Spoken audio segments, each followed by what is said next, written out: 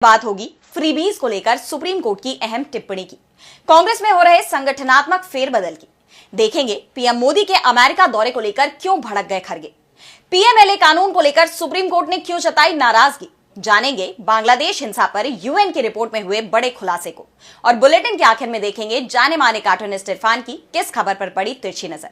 लेकिन दिन भर की तमाम बड़ी खबरों से पहले एक नजर आज की सुर्खियों पर। पूर्व राष्ट्रपति प्रणब मुखर्जी के बेटे अभिजीत मुखर्जी की टीएमसी से कांग्रेस में वापसी, 4 साल बाद फिर थामा हाथ, 2 बार सांसद रह चुके हैं अभिजीत मुखर्जी। मंत्री किरोड़ी लाल मीणा के अपनी ही सरकार पर आरोपों को लेकर कांग्रेस नेता सचिन पायलट का बड़ा बयान, बोले सरकार को सदन में देना चाहिए जवाब। मीणा ने फोन टैपिंग के लगाए थे आरोप। शंभू खनौरी बॉर्डर पर किसानों की महापंचायत, 14 फरवरी को केंद्र के साथ बैठक को लेकर बनाई रणनीति। किसान नेता डल्लेवाल बोले डिपोर्ट हुए युवाओं का हाथ पकड़े सरकार। हरियाणा में सैनी सरकार में घमासान तेज, अनिल विज ने 8 पन्नों में दिया पार्टी के नोटिस का जवाब, बोले अगर कुछ और जवाब चाहिए हो तो वो भी देने को तैयार। लाल निशान पर बंद हुआ शेयर बाजार, 122 अंकों की गिरावट के साथ 76,171 पर बंद हुआ सेंसेक्स, वहीं 26 अंकों की गिरावट के साथ 23,045 पर बंद हुआ निफ्टी। ये तो थी सुर्खियां। अब बात आज की सबसे बड़ी खबर की। विधानसभा चुनावों में मुफ्त की रेवड़ी यानी फ्रीबीज का मुद्दा काफी गरमाया हुआ था और अब इस पर सुप्रीम कोर्ट ने अहम टिप्पणी की है। कोर्ट ने इन चुनावी रेवड़ियों की कड़ी निंदा की है। कोर्ट ने चिंता जताते हुए कहा कि ऐसा करके परजीवियों का एक वर्ग तैयार किया जा रहा है। तो फ्रीबीज को लेकर और क्या कुछ कहा है सुप्रीम कोर्ट ने, जानने के लिए देखिए ये रिपोर्ट। फ्रीबीज यानी रेवड़ी कल्चर को लेकर सुप्रीम कोर्ट ने कड़ी टिप्पणी की है। सुप्रीम कोर्ट ने सीधे तौर पर कहा है कि मुफ्त के पैसों और योजनाओं की वजह से लोग काम नहीं करना चाह रहे हैं, क्योंकि उन्हें जरूरत की तमाम चीजें मुफ्त में ही मुहैया हो रही हैं। कोर्ट ने आगे कहा कि लोगों को मुख्यधारा में लाने की ओर जोर दिया जाना चाहिए। सुप्रीम कोर्ट ने चुनाव जीतने के लिए फ्री की चीजों के ऐलान वाले ट्रेंड की कड़ी आलोचना की और कहा कि इस तरह की आकर्षक दिखने वाली योजनाओं से परजीवियों का एक वर्ग पैदा हो रहा है। जस्टिस बीआर गवाई और जस्टिस ऑगस्टीन जॉर्ज मसीह की पीठ शहरी क्षेत्रों में बेघर लोगों के आश्रय के अधिकार से जुड़े मामले की सुनवाई कर रही थी। कोर्ट ने सुनवाई के दौरान कहा कि जब चुनाव का ऐलान होता है तो लोग काम करने को तैयार नहीं होते, उन्हें बिना कोई काम के मुफ्त राशन मिल रहा है। इन लोगों को मुख्यधारा के समाज का हिस्सा न बनाकर क्या हम परजीवियों का एक वर्ग नहीं बना रहे हैं? बता दें कि सुप्रीम कोर्ट की ये टिप्पणी दिल्ली चुनाव के ठीक बाद सामने आई है, जब आम आदमी पार्टी और बीजेपी दोनों ही पार्टियों ने अपने अपने मैनिफेस्टो में फ्रीबीज का ऐलान किया था। इसमें महिलाओं को हर महीने तय राशि, फ्री बस यात्रा, होली दिवाली पर फ्री सिलेंडर जैसे कई वादे शामिल थे। अब देखना होगा कि सुप्रीम कोर्ट की इस टिप्पणी से राजनीतिक पार्टियों के प्रचार पर क्या असर पड़ता है। सुप्रीम कोर्ट की इस टिप्पणी के बाद राजनीतिक दलों की रणनीति में बदलाव आएगा या नहीं, इस पर सवाल बने हुए हैं। वहीं सवाल कांग्रेस में हो रहे संगठनात्मक फेरबदल को लेकर भी चल रहे हैं। कांग्रेस में कई राज्यों में पीसीसी चीफ और प्रभारी बदलने की कवायद शुरू हो गई है। 2024 के बाद से अब तक 8 राज्यों में विधानसभा चुनाव हुए हैं, जिनमें पार्टी को कहीं हार का सामना करना पड़ा तो कहीं जीत हासिल हुई। ऐसे में अब कांग्रेस अपने संगठन को और मजबूत करने में जुट गई है। तो क्या है पूरी खबर, जानने के लिए देखिए ये रिपोर्ट। पिछले चुनावों में मिले करारे झटके के बाद एक बार फिर कांग्रेस पार्टी के अंदर चिंतन मंथन शुरू हो गया है और पार्टी के अंदर बड़े बदलाव किए जा रहे हैं। कहा जा रहा है कि आगे के चुनावों के लिए जबरदस्त रणनीति बनाई जा रही है और राहुल गांधी की नई टीम तैयार की जा रही है। इसी के चलते कांग्रेस ने 2 महत्वपूर्ण संगठनात्मक बदलाव किए हैं। पार्टी ने मध्य प्रदेश के झाबुआ विधायक और पूर्व मध्य प्रदेश यूथ कांग्रेस अध्यक्ष विक्रांत भूरिया को आदिवासी कांग्रेस का राष्ट्रीय अध्यक्ष नियुक्त किया है। वहीं पूर्व केंद्रीय मंत्री भक्त चरण दास को ओडिशा प्रदेश कांग्रेस कमेटी का अध्यक्ष बनाया गया। कांग्रेस के संगठन महासचिव केसी वेणुगोपाल ने दोनों नेताओं को नियुक्ति पत्र जारी किया और उन्हें तत्काल प्रभाव से अपने नए दायित्व संभालने का निर्देश दिया। कांग्रेस के संगठन महासचिव केसी वेणुगोपाल ने इन दोनों नेताओं की नियुक्ति को पार्टी के आगामी चुनावों और संगठनात्मक सुदृढ़ीकरण की दिशा में एक बड़ा कदम बताया है। वेणुगोपाल ने कहा कि विक्रांत भूरिया और भक्त चरण दास के नेतृत्व से पार्टी को न केवल आदिवासी समुदाय बल्कि ओडिशा में भी मजबूती मिलेगी। इन नियुक्तियों से कांग्रेस के संगठन को नई ऊर्जा मिलने की उम्मीद जताई जा रही है और ये निर्णय पार्टी के आदिवासी और क्षेत्रीय नेतृत्व पर जोर देने की दिशा में महत्वपूर्ण कदम है।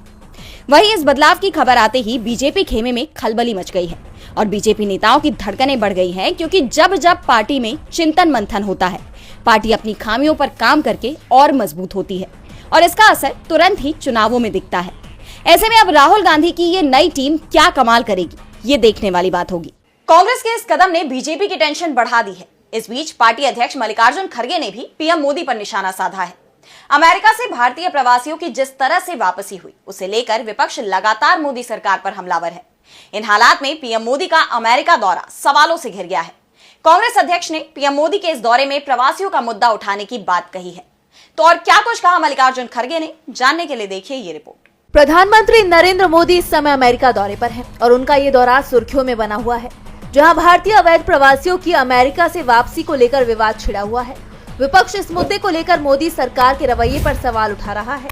ऐसे में कांग्रेस अध्यक्ष मल्लिकार्जुन खड़गे ने उम्मीद जताते हुए कहा कि प्रधानमंत्री मोदी अमेरिका गए हैं, वो इस बारे में बात करेंगे। प्रधानमंत्री मोदी कहते रहते हैं कि वो कुछ भी हल कर सकते हैं, क्योंकि अमेरिका हमारा दोस्त है और चीजें हल हो जाएंगी। लोग आते जाते रहते हैं, लेकिन एक राष्ट्र स्थायी होता है। राष्ट्र के पक्ष में सोचने के बजाय प्रधानमंत्री मोदी कहते रहते हैं कि ट्रंप उनके दोस्त हैं। उन्होंने आगे कहा, आपकी बात सुनता है तो लोगों को बगैर पूछे क्यों डिपोर्ट कर रहा है? इतने लोग आ रहे हैं और किसके हाथ में पैर में बेड़ी है, उसके अलावा कि रेगुलर जांच, जो रेगुलरली जो फ्लाइट है हमारी, उस फ्लाइट पैसेंजर फ्लाइट में लाने का छोड़ के वो गुड्स कैरी करने वाले फ्लाइट्स में ला रहे हैं। तो इसका मतलब क्या है कि तुम्हारा दोस्त हमारे लोगों को ऐसा ट्रीट कर रहा है, गुलामों के जैसा। खड़गे ने पीएम मोदी पर आरोप लगाया कि मोदी इस चीज का बहाना बना रहे हैं कि पहले भी ऐसा हुआ है। छोटे छोटे देश अपनी फ्लाइट भेजकर अपने लोगों को ला रहे हैं। ये लोग अपनी फ्लाइट भेजकर उन्हें ला सकते हैं, लेकिन वो ऐसा नहीं कर रहे हैं। ऐसे में पीएम मोदी का ये दौरा कई मायनों में अहम माना जा रहा है। अवैध प्रवासियों की वापसी के मुद्दे पर मोदी सरकार बुरी तरह से घिर गई है, तो फटकार ईडी को भी लगी है। छत्तीसगढ़ शराब घोटाले से जुड़े एक मामले की सुनवाई करते हुए सुप्रीम कोर्ट ने ईडी की तरफ से पीएमएलए के गलत इस्तेमाल पर एतराज जताया। कोर्ट का साफ तौर पर कहना है कि एजेंसी किसी भी आरोपी को जानबूझकर जेल में नहीं रख सकती। तो क्या है पूरा मामला, जानने के लिए देखिए ये रिपोर्ट। पीएमएलए यानी धन शोधन अधिनियम का इस्तेमाल आप किसी भी आरोपी को जानबूझकर जेल में रखने के लिए नहीं कर सकते, ये कहना है सुप्रीम कोर्ट का। छत्तीसगढ़ शराब घोटाले से जुड़े एक मामले की सुनवाई करते हुए सुप्रीम कोर्ट ने यह बात जांच एजेंसी ईडी के कामकाज के रवैये और दृष्टिकोण पर सख्त ऐतराज जताते हुए कही। जस्टिस अभय एस ओका और जस्टिस उज्जवल भुइयां की पीठ छत्तीसगढ़ शराब घोटाले से जुड़े पीएमएलए मामले में एक आरोपी की जमानत याचिका पर सुनवाई कर रही थी। जस्टिस ओका ने कहा कि आरोपी को 8 अगस्त 2024 को गिरफ्तार किया गया था और तब से ही वो हिरासत में है, जबकि हाई कोर्ट ने शिकायत पर संज्ञान लेते हुए सत्र न्यायालय के आदेश को रद्द कर दिया था। इस केस की सुनवाई के दौरान जस्टिस ओका ने केंद्रीय एजेंसी ईडी पर मौखिक रूप से टिप्पणी करते हुए कहा कि पीएमएलए की अवधारणा ये तय करने की नहीं हो सकती कि किसी बहाने किसी व्यक्ति को जेल में ही रखा जाए। अगर ईडी का यही दृष्टिकोण है तो ये बहुत ही गंभीर अपराध है। लेकिन अगर ईडी की प्रवृत्ति ही यही है कि संज्ञान रद्द होने के बाद भी व्यक्ति को किसी भी तरह जेल में ही रखा जाए, तो इस पर क्या ही कहा जा सकता है। बता दें कि ईडी की ओर से पेश additional solicitor general S Raju ने पीठ को बताया कि संज्ञान के आदेश को इस आधार पर रद्द कर दिया गया था क्योंकि सरकार से मंजूरी नहीं ली गई थी। अपीलकर्ता की ओर से सीनियर एडवोकेट मीनाक्षी अरोड़ा पेश हुई।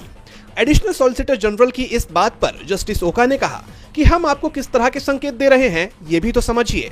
संज्ञान लेने का आदेश चाहे जिस भी आधार पर रद्द किया गया हो, लेकिन ये भी तो देखिए कि कोई व्यक्ति अगस्त 2024 से हिरासत में है। ये सब क्या है? इसके बाद पीठ ने आरोपी को जमानत दे दी और कहा कि संज्ञान आदेश रद्द होने के बाद उसकी हिरासत जारी नहीं रखी जा सकती। कोर्ट ने अपने जमानत के आदेश में यह भी कहा कि अगर जमानत की शर्तों का उल्लंघन किया जाता है तो अधिकारियों को जमानत रद्द करने के लिए आवेदन करने की आजादी होगी। इससे पहले भी कई बार सुप्रीम कोर्ट ने ईडी की कार्रवाई पर सवाल उठाए हैं, तो सवाल बीजेपी के सीएम चेहरे को लेकर भी उठ रहे हैं। दिल्ली के विधानसभा चुनाव में बीजेपी ने भले ही बड़ी जीत हासिल कर ली हो, लेकिन जिस तरह से सीएम पद पर फैसला अब तक नहीं हो पाया है, उसके बाद कहा जा रहा है कि बीजेपी के लिए आगे की राह आसान नहीं है। आम आदमी पार्टी का दावा है कि बीजेपी में आंतरिक फूट पड़ गई है। वहीं आप विधायक अमानत उल्लाह खान की गिरफ्तारी को लेकर भी आप बीजेपी पर हमलावर है। तो क्या है पूरी खबर, जानने के लिए देखिए ये रिपोर्ट। दिल्ली चुनाव के नतीजे सामने आए समय हो चुका है, लेकिन इसके बाद भी मुख्यमंत्री का नाम तय नहीं हो पा रहा है। जहां चर्चाएं चल रही हैं कि 15 फरवरी को पीएम मोदी फ्रांस अमेरिका दौरे से वापसी के बाद बीजेपी के विधायकों के साथ विधायक दल की बैठक करेंगे और उसके बाद नाम की घोषणा करेंगे, तो वहीं इस बीच विपक्षी आम आदमी पार्टी ने दावा किया कि बीजेपी गुटबाजी का शिकार है, इसीलिए अब तक सीएम तय नहीं हो पाया है। आप प्रवक्ता प्रियंका कक्कड़ का दावा है कि ये गुटबाजी के सीधे संकेत हैं। 10-10 की टुकड़ी मिल रही है जो आपस में तय नहीं कर पा रहे हैं कि सीएम कौन बनेगा। इनकी आपस में लड़ाई चल रही है। इनकी लड़ाई में दिल्ली की जनता क्यों पिसे? कल खबर आई कि दिल्ली में लंबे लंबे पावर कट्स लगे हैं। इनको आपसी लड़ाई बंद करके जल्द ही सीएम की नियुक्ति करनी चाहिए और दिल्ली के शासन पर ध्यान देना चाहिए।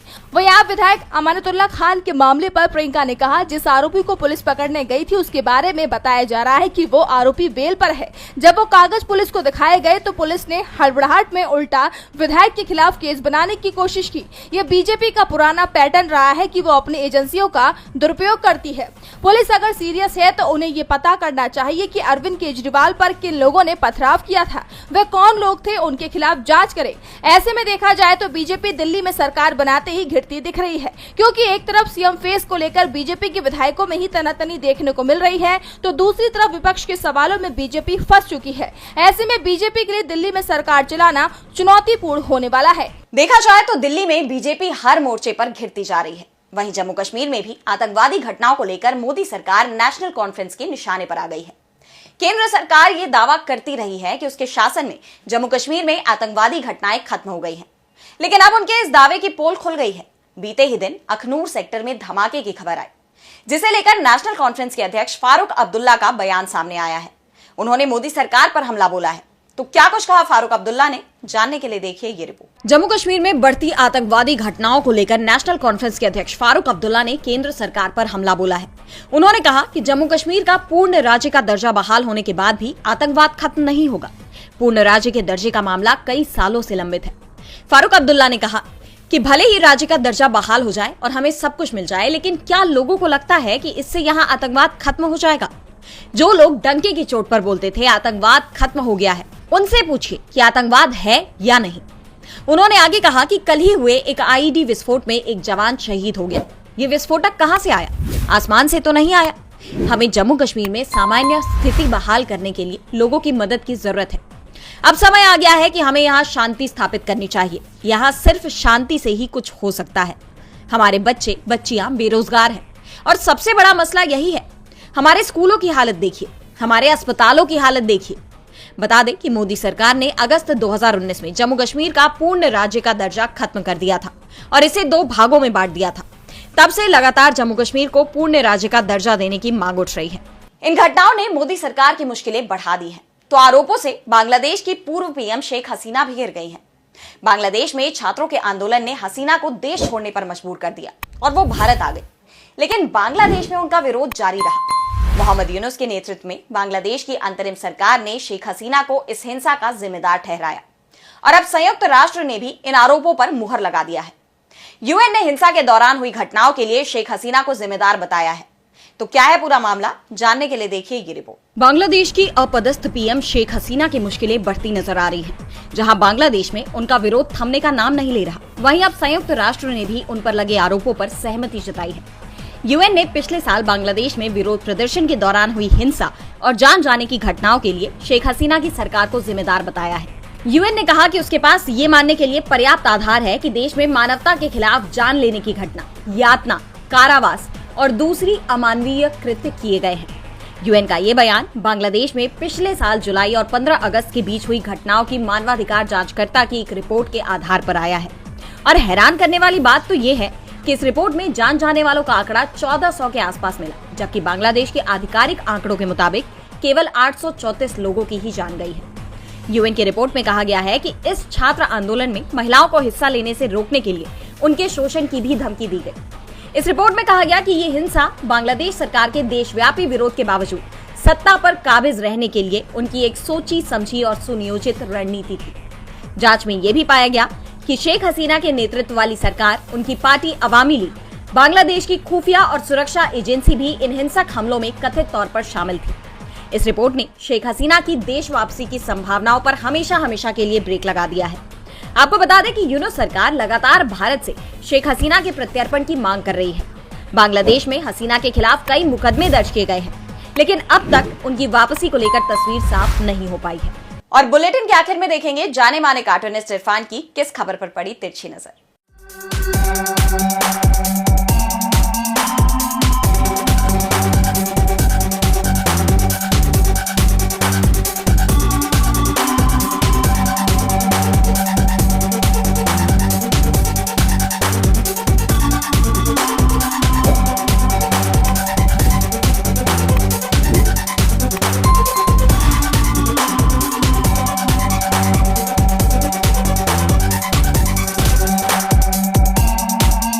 पीएम नरेंद्र मोदी इन दिनों अमेरिका और फ्रांस के दौरे पर हैं।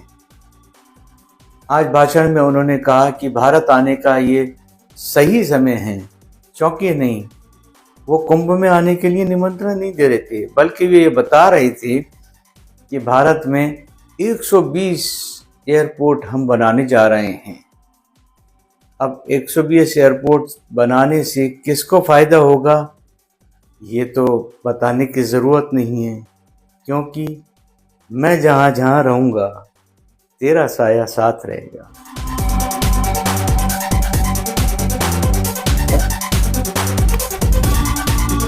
आज सोशल मीडिया से लेकर आपके चलते फिरते जीवन में भी पत्रकारिता के बुरे दौर की चर्चा होती है, क्योंकि जिन लोगों पर सूचना देने की जिम्मेदारी है वो आपके लिए नहीं बल्कि कॉरपोरेट और सरकारों को फायदा पहुंचाने में लग गए हैं। विज्ञापन मॉडल को खारिज कर आप इस बीमारी को दूर कर सकते हैं और अपने नारे को बुलंद कीजिए।